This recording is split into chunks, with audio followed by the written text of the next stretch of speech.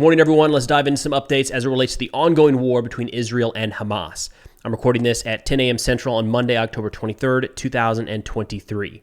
The Israeli Air Force continued their strikes into Gaza over the weekend, saying hundreds of additional targets were struck without providing specific numbers.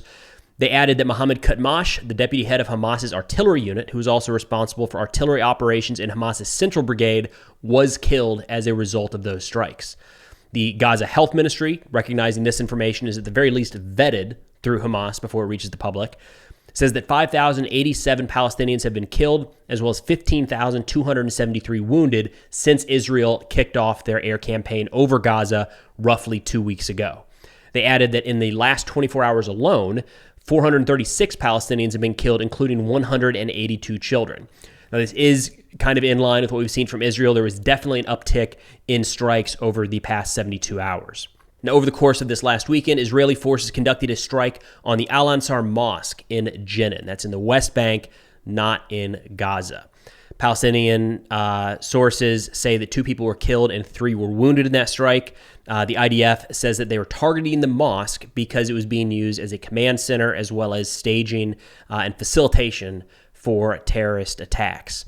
Now, shortly after, the IDF put out additional information, not just from the mosque in Jenin, but showing how Hamas in Gaza uses protected buildings like schools and UN facilities to stage their rocket launch sites next to. Now, where this falls in the broader law of war is something called cultural property. That's where churches and mosques, hospitals, schools, things like that fall under. And the idea is that all states have to recognize a protection granted to this type of cultural property. However, that goes out the window. There's an exception granted, if you will, if that cultural property is using its enhanced protection or its immediate surroundings in support of military action. So, for example, if a school was turned into a defensive fighting position, bunkers, machine gun nests, things like that, it would lose its enhanced protection. And that's largely what the IDF is arguing here, right? They're not saying that the mosque was caught in the crossfire or was collateral damage, anything like that, but that it becomes a legitimate target because it was being used as a staging ground for terrorist operations. Now, there's been kind of limited reporting on this front, but there have been a handful of IDF raids into Gaza over the course of the past couple weeks, and there's another one this weekend.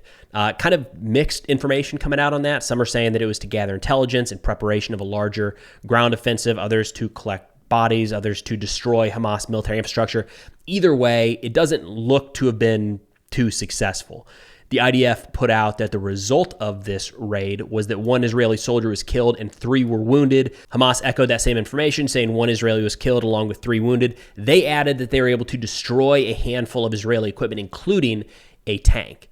Now, one thing to get ready for as the ground operation likely prepares to kick off in the near future, Hamas is going to plaster across the internet far and wide anytime they destroy Israeli equipment. It just has incredible propaganda value.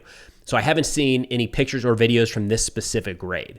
That doesn't mean that it didn't happen or that the damage didn't happen, but I would lean more on the vehicles being damaged than necessarily destroyed.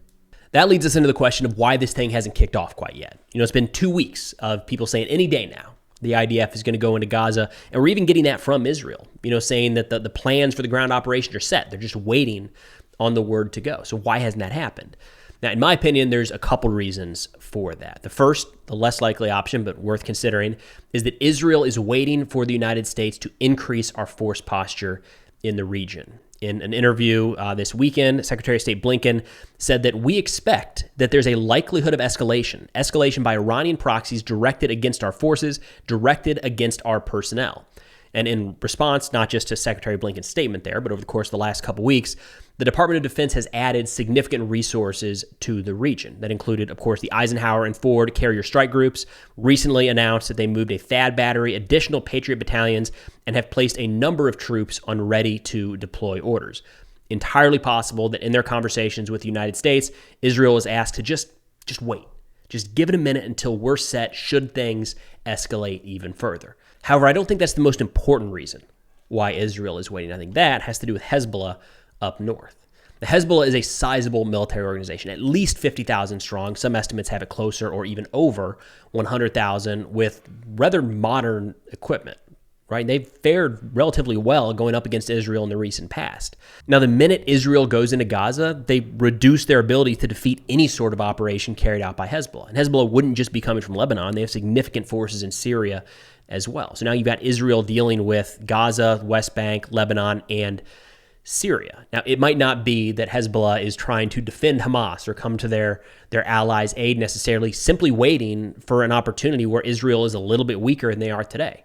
And as soon as Israel goes into Gaza, they're going to be relatively bogged down. Even best case scenario, this type of deadly urban fight rooting out Hamas terrorists from an urban environment, it's at the very least going to be weeks of intense fighting. So the minute that starts, it opens the door for Hezbollah to come in from the north.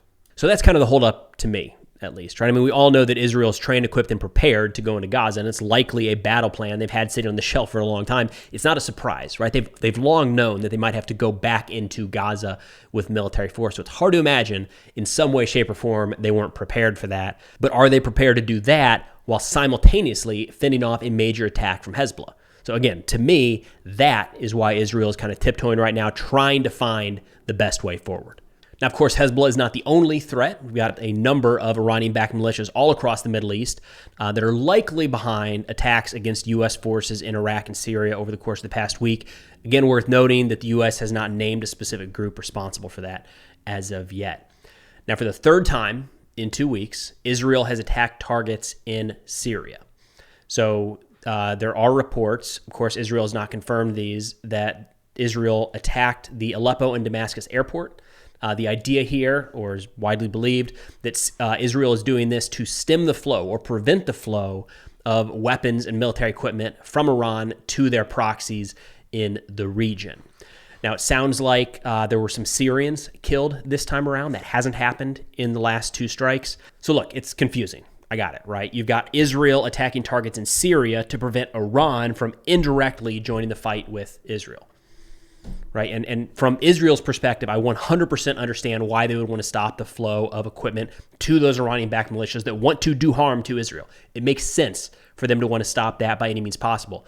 But the question of, do Israeli strikes in Syrian territory escalate or de-escalate the overall war? You know, there's probably a decent debate to be had there. But that's all I got for now. If interested in national security subjects, be sure to check out the sit reps I put out on Substack. Link is in the description below. 7 to 10 of the top stories each week, along with a few podcast recommendations. But thanks for watching, and I'll see y'all next time.